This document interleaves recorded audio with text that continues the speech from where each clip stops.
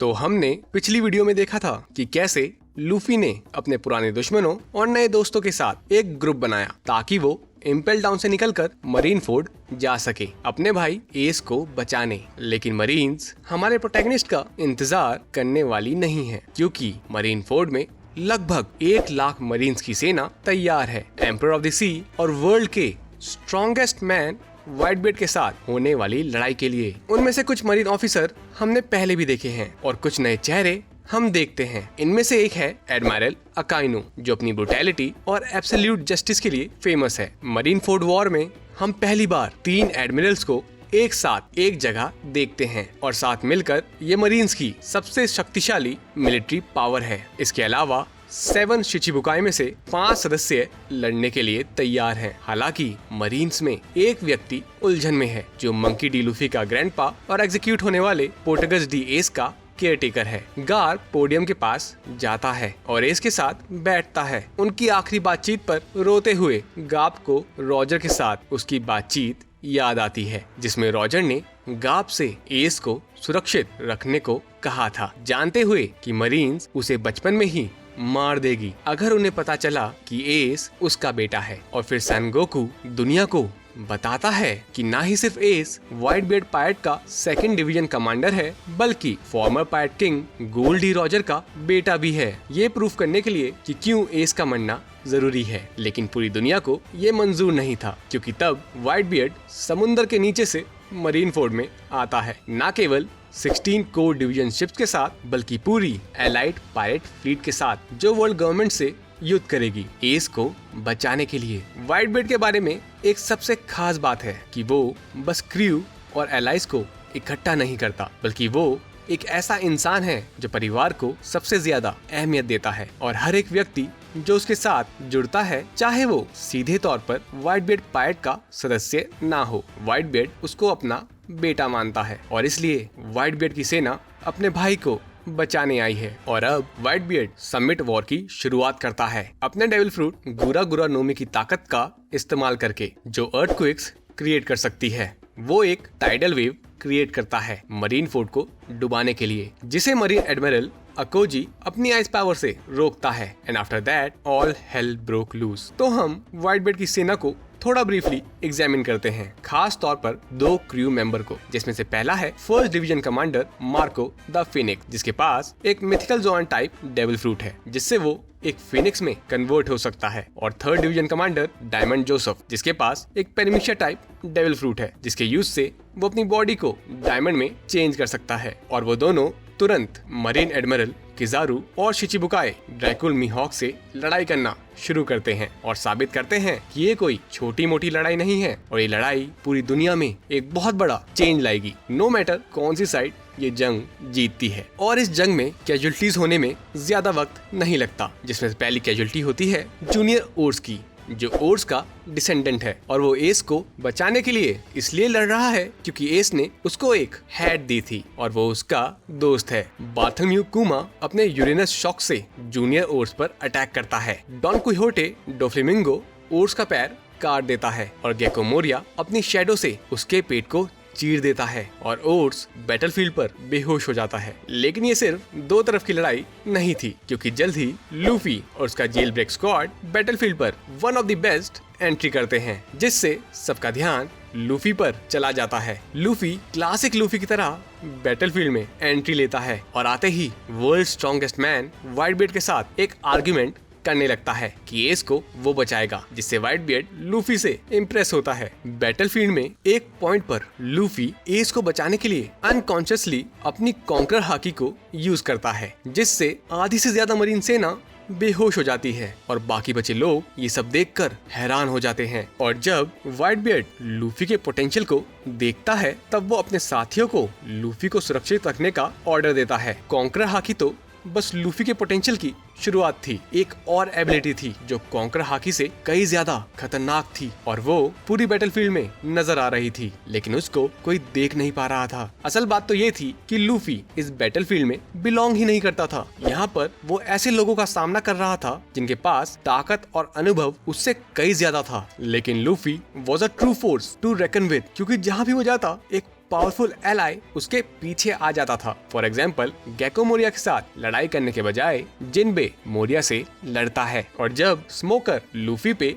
Attack करता है तब बोआ हैंकॉक स्मोकर का रास्ता रोकती है, और जब बार्थोलोम्यू कुमा लूफी का रास्ता रोकने की कोशिश करता है तो एम्पोरियो इवनकॉव उसका सामना करता है और लूफी का रास्ता साफ करता है। और ये सारी चीजें बैटलफील्ड पर सिर्फ world strongest swordsman Draco मीहॉक notice करता है, जो लूफी को मारने की कोशिश करता है। लेकिन व्हाइट बेल्ट पायरेट्स का 5th division captain Vista Luffy को बचाता है और मीहॉक से लड़ता है, और मीहॉक को समझ आता है कि लूफी के पास एक बहुत ही फॉर्मिडेबल एबिलिटी है अपने आसपास के लोगों को अपना एलाई बनाने की। लेकिन ये एबिलिटी भी इस टाइम पर उसे कुछ दूर तक ही ले जा सकती थी, क्योंकि अब उसका सामना 3 एडमिरल से होता है। हालांकि वो एक बहुत अच्छी चाल खेलता है उनको चकमा देकर आगे जाने की, लेकिन किजारू उसे किक मारकर रोकता है। और इस दौरान बैटलफील्ड में केओस और बढ़ता जा रहा था। दुनिया के पावरफुल लोगों के बीच मैचअप आफ्टर मैचअप हो रहे थे, जैसे क्रोकोडाइल वर्सेस डोफ्लेमिंगो, मार्को वर्सेस अकोजी। और जब व्हाइट बियर्ड सीरियस होता है वो एक मुक्के में जायंट्स को ढेर कर देता है। हमें एक चीज और नजरअंदाज नहीं करनी चाहिए कि जब ये युद्ध चल रहा था, बग्गी अपने फॉलोअर्स की आर्मी बना रहा था, और बात इतनी बढ़ गई कि कुछ फॉलोअर्स ने एक विजुअल डेंडेनमुशी चुराया और बग्गी का कमाल का कमर्शियल बनाया कि कैसे वो former pirate king Gol D Roger का क्रूमेट था और कैसे वो रेड हेयर शैंक का दोस्त है, जिसकी वजह से उसका नाम पूरी दुनिया में फेमस हो जाता है। इस बैटलफील्ड पर एक और नोटवर्दी व्यक्ति था कोबी, जो लूफी से लड़ने के ख्याल से जूझ रहा था, और जब उसने फैसला किया कि वो लूफी से लड़ेगा तो लूफी ने उसे एक पंच मारकर साइड कर दिया। लूफी को आखिर में इनाजुमा की मदद से सीधे प्लेटफॉर्म तक जाने का मौका मिलता है, लेकिन इस बार लूफी को आगे बढ़ने के लिए मरीन्स के हीरो और अपने ग्रैंडपा मंकी डी गाप को हराना होगा, जो बोलता है कि अगर लूफी आगे बढ़ना चाहता है तो पहले उसे उसको मारना होगा। लेकिन अगले पल जो हुआ उसने सबको हैरान कर दिया। हुआ ये कि जब लूफी और गाप एक दूसरे से लड़ने लगे तो गाप को एस और लूफी का बचपन याद आ गया, जिस वजह से गाप ने लूफी को उसको पंच मारने दिया और गाप ब्रिज से नीचे गिर गया। ये सब देखकर पूरी मरीन सेना हैरान हो गई। लेकिन इसी के साथ लूफी फाइनली एग्जीक्यूशन प्लेटफॉर्म तक पहुंचता है, लेकिन वहां उसे अभी भी एक फाइनल बॉस से लड़ना है। सेंगोकू अपने मिथिकल जोआन डेविल फ्रूट को यूज करता है और लूफी पे अटैक करता है, जिसे लूफी बलून बनकर काउंटर करता है। इससे कुछ समय पहले मिस्टर 3 ने मरीन एग्जीक्यूशन ग्राउंड को इन्फिल्ट्रेट कर लिया था और करंटली वो लूफी, एस और सेंगोकू के साथ प्लेटफॉर्म पर था। इनफैक्ट मिस्टर 3 एक वैक्स की को प्रोड्यूस करता है, जिसे यूज करके लूफी फाइनली एस को आजाद करता है। और अब जब फायर फिस्ट एस आजाद हो चुका है, बैटल का फेवर व्हाइट बेल्ट पायरेट्स की तरफ हो रहा था। एस के लोगिया डेविल फ्रूट की पावर इतनी खतरनाक थी कि उसने एडमिरल अकोजी को टक्कर दी। हालांकि व्हाइट बेल्ट का मिशन पूरा हो चुका था एस को छुड़ाने का, लेकिन वो युद्ध को चालू रखता है और अपने क्रू को एक आखिरी ऑर्डर देता है कि वो लोग न्यू वर्ल्ड लौट जाएं और यहाँ वो अलग होंगे और ऐसी कोई शिप नहीं होगी जो उसे न्यू एरा तक ले जाएगी। लेकिन ये सागा सिर्फ ऐसे ही खत्म नहीं होता है, क्योंकि कुछ देर बाद अकाइनु व्हाइट बेल्ट का अपमान करता है, जिसकी वजह से एस को बहुत गुस्सा आता है और वो अकाइनु से लड़ने लगता है। लेकिन एस की फायर पावर अकाइनु के मैग्मा पावर के सामने बेकार साबित होती है। लेकिन एस लूफी की जान बचाने में कामयाब होता है, क्योंकि जब अकाइनु एस को छोड़कर लूफी को मारने वाला होता है तो एस अपनी बॉडी को यूज करके लूफी को बचाता है और अकाइनु का पंच एस की चेस्ट के आर पार हो जाता है। जिनबे, मार्को और विस्टा अकाइनु के खिलाफ लड़ने पहुंचते हैं, लेकिन उनको आने में थोड़ी देर हो गई थी और एस अपनी मौत के कुछ ही पल दूर लूफी से माफी मांगता है, खुद को बचाने ना देने के लिए। और उसे विश्वास है कि लूफी एक दिन पायरेट किंग जरूर बनेगा। और उसके फाइनल वर्ड्स व्हाइट बियर्ड अपने फेलो क्रूमेट्स और लूफी को थे, जिसमें एस ने उन सबको थैंक यू कहा उसको इतना प्यार देने के लिए। एक क्रिमिनल का बेटा जिसको पूरी दुनिया ने नकार दिया था। और एक मुस्कुराते हुए चेहरे के साथ एस की मौत हो जाती है, जो कि एक ट्रेडमार्क स्माइल है उनकी, जिनके नाम में डी है। एस की मौत ने लूफी को डिप्रेशन और शॉक्ड स्टेट में डाल दिया। इसी दौरान गाप का बहुत अलग रिएक्शन था। उसको इतना गुस्सा आया कि सेनगोकू को गाप को रोकना पड़ा और गाप ने सेनगोकू को धमकी दी कि अगर उसने गाप को छोड़ दिया तो वो अकाइनु को मार डालेगा। गाप अकेला नहीं था अकाइनु की जान के पीछे, क्योंकि जल्द ही व्हाइट बियर्ड अकाइनु के पीछे से आता है और उसको एक कमाल का बीट डाउन देता है और उसकी हालत पतली कर देता है। हालांकि अकाइनु भी